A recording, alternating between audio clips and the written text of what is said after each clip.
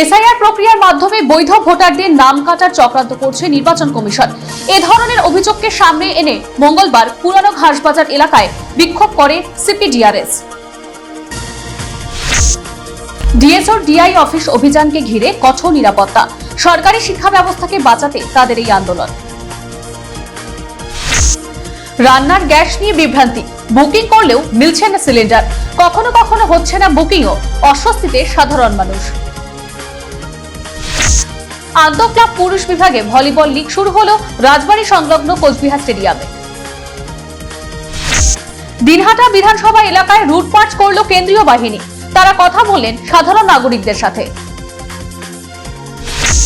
বার কাউন্সিলের নির্বাচনকে ঘিরে জমজমাট রাজনৈতিক পরিস্থিতি, কোচবিহারে শান্তিপূর্ণভাবেই হলো ভোট।